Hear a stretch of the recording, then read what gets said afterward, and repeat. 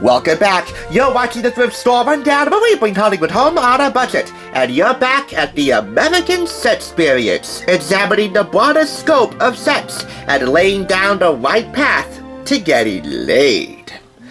I've read in recent studies that friendly competition between couples releases a lot of endorphins. And no matter who's on the winning or losing side of competition, everyone's a winner when couples find out something about themselves that they never knew before and can take that into their extracurricular activities later in the evening.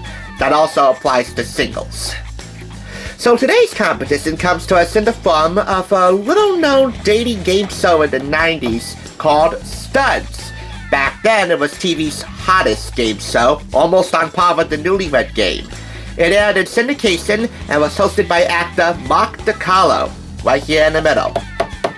It did pretty well for itself to have its own home game, which I bought for 25% off $7.99 from Red, White, and Blue Thrift Store here in Patterson.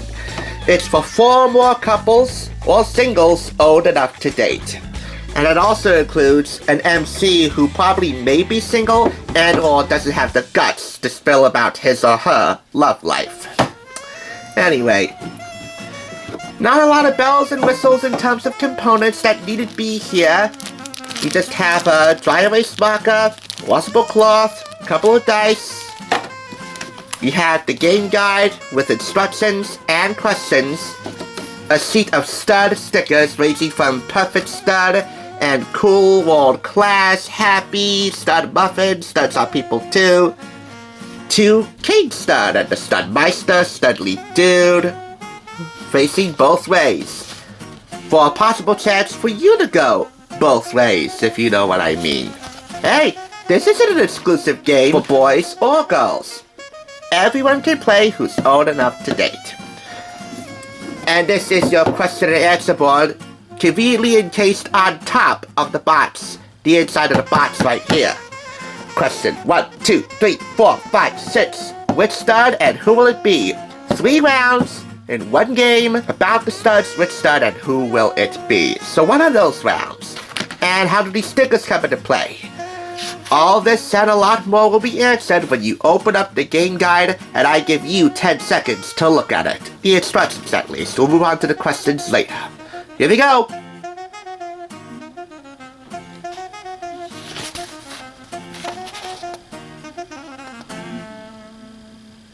There you go, 10 seconds. And you might want to pay attention to the multiple choice and most likely to and superlative questions here in the game guide. Those come into play on this game board.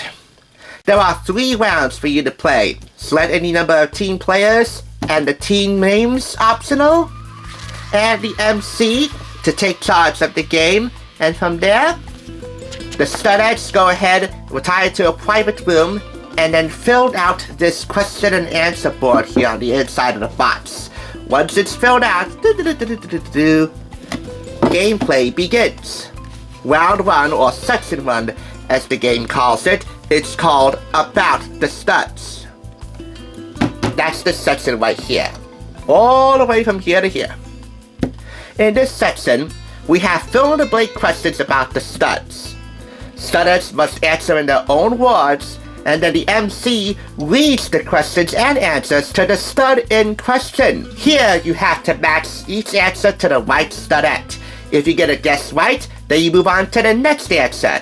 If not, you lose your turn, and the next stud has a chance to play this game. For round 2, which stud, which is right over here, the studettes have to choose the stud most likely to do something or most likely to be something. And they have to be unanimous or almost unanimous to get that answer. The stud then names the stud in question which he thinks would be the most likely to, but the studettes then shout out loud in unison the stud they think is most likely to. If your answer matches theirs, you get a point. And for round 3, who will it be? Pretty simple. The studettes need to pick their ideal studs, their ideal dream date. One or none. For every right answer, you get a sticker on the seat, which must be shown at any part of your body, within reason, at all times. If you get 9 points, 9 stickers, then you get the perfect stud sticker. The one with the most points gets the king stud sticker, is declared the winner, and that king stud and his queen studette then roll the dice to determine their ideal dream date. You'd best be careful, because some of the dream dates are kinda like deals you would find on Let's Make a Deal. You might get zonked, while others, well, they could be trips of a lifetime. The white dice here represents single digit, red dice represents the double digit, and we'll show you the fantasy dates a little bit later, but if we were to roll this combination, 2-2, then you go on fantasy date number 22, which I'll show you now. All the fantasy dates are located inside the back here.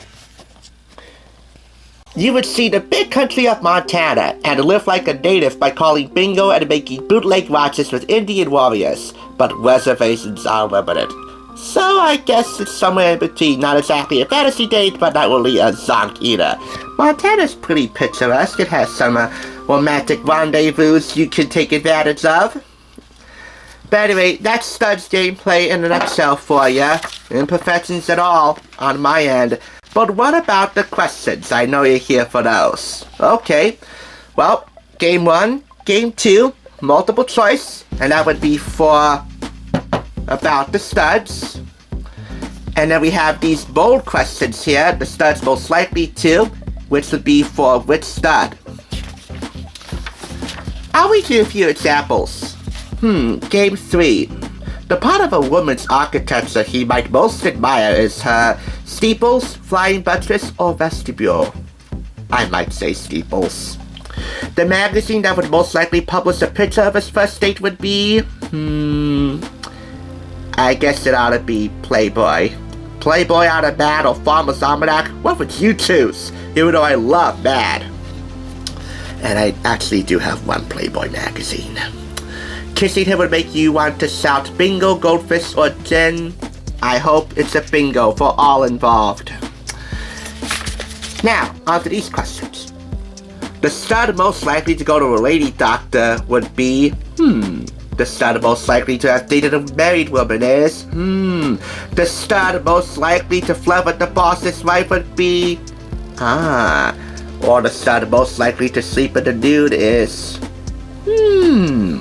Hope you're not alone, and those are just a few example questions for you. By the way, they're all suggestions, at least the multiple choice questions. You can fill in your own answers to add your own personal twist to the game. So this is a pretty fun game all in all. I was intrigued to find the studs, knowing that it was indeed a dating game show in the 90s, and maybe a bit more risque than the Newlywed Game. Then again, this was syndicated television. You couldn't get too risque for your own good, otherwise you would be regulated. And nobody likes being regulated, right? Oh well. We'll put this back and we'll take a look at the back of the box now. Studs, the relationship game of the 90s. Funny, blunt, aggressive, tongue-in-cheek, and sometimes even romantic. You watched it on TV. Now singles and couples can play studs at home. In all, we have 312 provocative questions, 20 hot scoring stickers, 2 dice, 1 game guide booklet, erasable answer board and marker, and felt eraser. It's from TDC Games, which also made the Jerry Springer game. And yes, Jerry Springer did have his own game. May he rest in peace, if not in purgatory. But that's Studs, the relationship game of the 90s for ya. It's time for us. 5 out of 5 claps easy. It might be the relationship game of the 90s, but it would make no sense for us to keep it in the 90s. If you find this, I hope you give it a whirl, because no matter if you're a stud or a studette or a student of each chapter, you really are the Lex Luger of finding your sugar booger.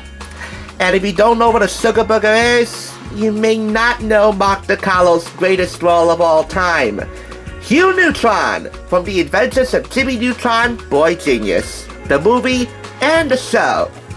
Oh yeah, a big round of applause for that. We're all kids at heart. Let me show you what's under the seats. For Wednesday, you are the Amelia Clark of making your love life a lock.